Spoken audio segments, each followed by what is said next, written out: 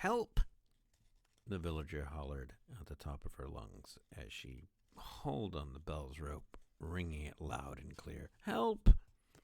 Until that moment, Archie had held out some insane sort of hope that he'd be able to talk with this woman and get her to see his point of view. He'd planned to just turn around and run like a herd of creepers was after him the moment anything went wrong. But when he went to do just that, an iron golem appeared out of the darkness, cutting off his clearest avenue of escape. The golem reached out to grab Archie, and he squealed in terror. Before the massive creature could crush him, though, the villager signaled for it to stop, and she stormed up to interrogate him. "Where are the rest of them?" she demanded. "What's your trick here?" "No trick." Archie put up his hands in a way that he hoped would calm the villager down and show her that he meant absolutely no harm. "Liar! Illagers like you never come around here for anything but looting and pillaging." Archie took heart from the fact that the villager hadn't let the iron golem smash him flat. He knew that the Illagers probably wouldn't have been so patient if she'd shown up in their camp. The woman turned her head for an instant to call for help again. Archie didn't want to run away. He wanted to have the chance to explain himself and plead his case. But he knew that this would probably be the only chance he would have. His sense of self-preservation took hold of his feet, and before he knew it, he tried to bolt away from both her and the iron golem. He wasn't nearly fast enough. The iron golem snagged him before he could even get a full step away. Archie tried to squirm out in its grasp, but the iron golem's grip was as strong as steel. "Where do you think you're going?" the villager said with a snarl as she got right back into his face again. "Don't kill me," Archie screeched, now in raw panic. I just don't want to die." "Then you shouldn't have come here, Illager scum," a deeper voice from off to Archie's right. Archie wrenched his head around to see who had joined them, and he spied a villager standing there, brandishing a garden hoe. He wore a wide-brimmed hat and clothing streaked with sweat and dirt. The sight of him made Archie scream in terror. "Put that thing down, Sala," the woman said. "I've got this thing under control." "Doesn't quite look like you do, Yumi," the man said. The man didn't drop his hoe. In fact, he came closer with it, waving it in Archie's face. "He's a squirmy sort. Just back off and let the iron golem take care of him.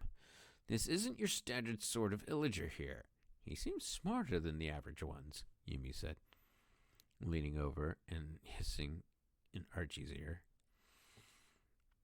"And if he's actually smart, he'll stop squirming around so the iron golem doesn't accidentally hurt him." Archie froze.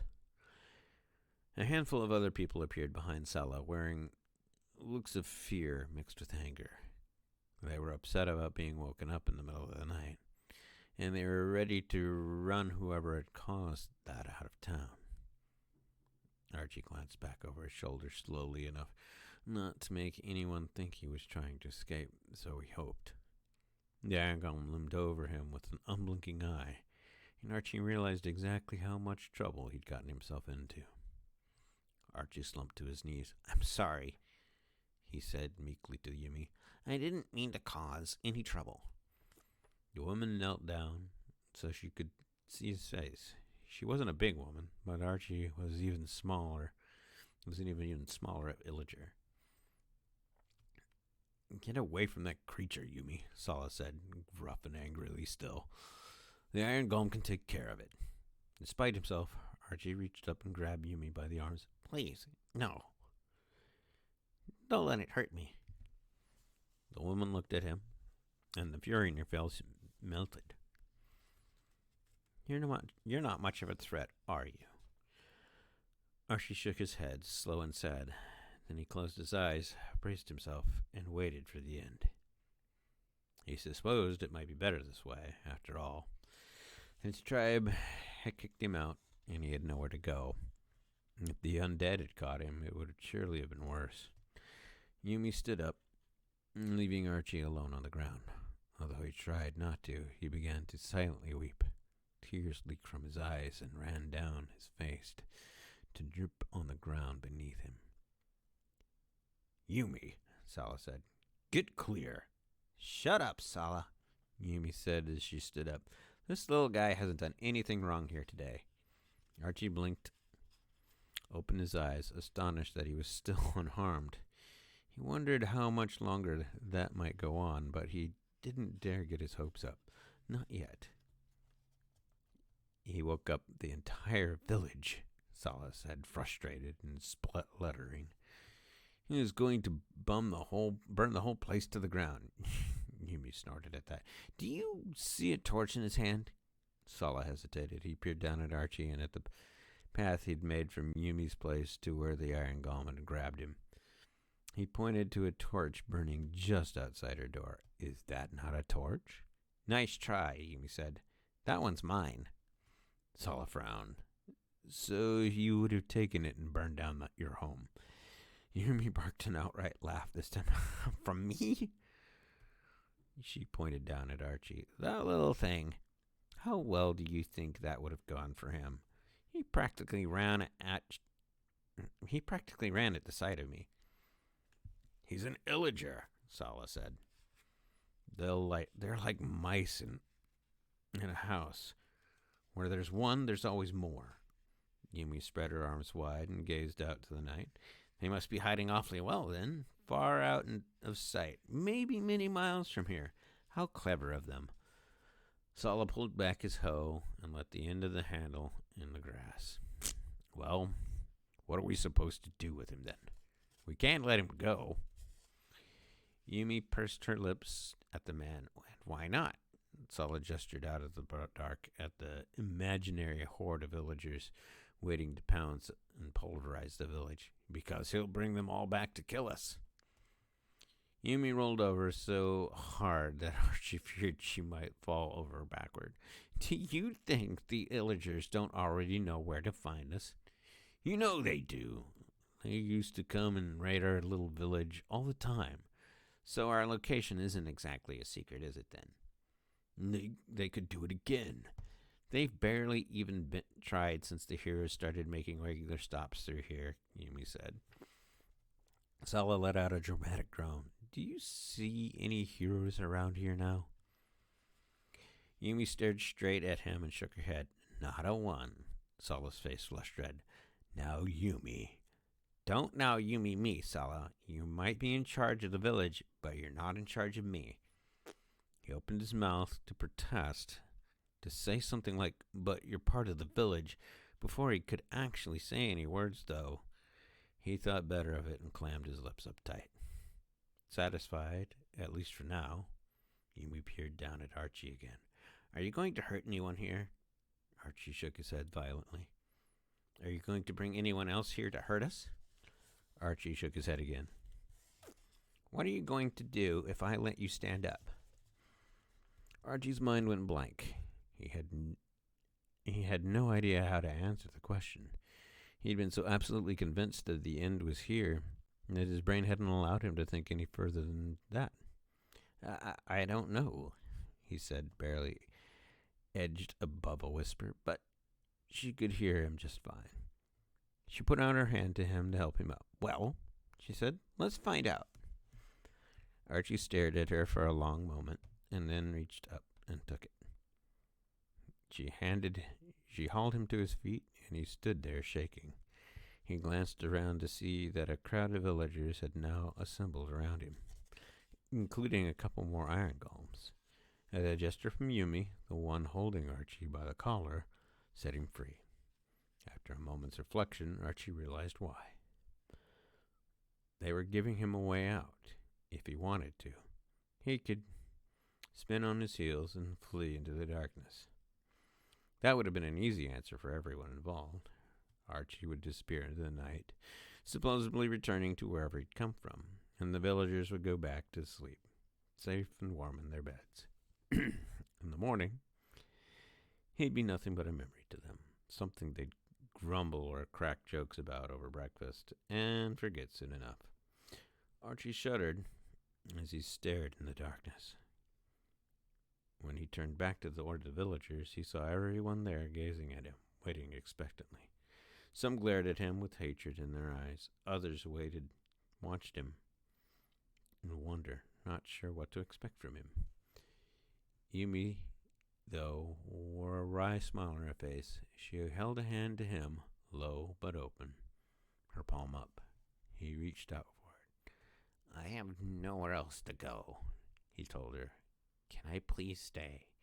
"Forget it," Sala thundered, loud enough to make Archie cringe. "I forbid it." Yumi drew Archie next to her and put an arm around his shoulders as she turned to face Sala and the rest of the villagers alongside him. "I'm welcoming this little fellow into my home. He can stay in my spare room." Sala opened his mouth to protest, but Yumi shut him down with a withering glare. With that, she guided Archie back toward her front door. As she reached her home, she turned the little illager around to face the crowd again. Some of the people there, including Sala, gaped at her in stunned silence. Others chuckled at the way she defied Sala's will. A couple children who had crept out of their beds to see what was happening gawked at Archie in curious delight. They'd probably never seen an illager before, especially not this close, and the sight of him amazed them. "I realize some of you may not be happy about my decision here," Yumi said. "That's your problem, not mine." "Now listen here," Sala said. Yumi cut him off, clearly not caring anything he might have to say. This little fellow, she glanced down at the illager. "What's your name?" Surprised to be addressed, he cleared his throat and answered, "Archie." She tried the name out herself. "Archie." Seeming to approve how it felt in her tongue, she picked up where she'd left off. "Archie here is my guest. As such, I expect you all to treat him with the same respect you gave Sala's cousin when they visit." A few of the people laughed at that. Apparently Sala's extended family had a bit of a reputation in the village. She looked down at Archie and gave him a little shake. "And just like with Sala's cousins, I expect you to behave. That means respecting the people here and their property. Can you do that?" Archie couldn't believe how well she was treating him, especially compared to being defeated or, at the very least, run out of town. And he found himself eager to agree and do anything she wanted. "Of course I can." She gave him a firm nod of appreciation, then gazed back out at the others. "And if you can't manage that, we'll treat them exactly like we did Sala's cousins. Sound fair?" The people in the crowd all murmured in rough agreement. Sala himself flushed a bit in embarrassment, and when Yumi stared directly at him, he shook his head at her. "When this all goes wrong, and it will, this is on your head," he told her. "It's not a question of if that little monster will cause a disaster here. It's only a question of when." "Don't listen to him," Yumi whispered to Archie out of the side of her mouth. "He's professionally wrong about everything." She raised her voice again to speak to the crowd. "Now that that's settled, I suggest the rest of you go back home and get some sleep. That's what I plan to do myself." She turned around and escorted Archie into her home and shut the door behind her. Once inside, she placed her back against the door and slid down it until she was sitting on the floor. This placed her just below Archie's eye level.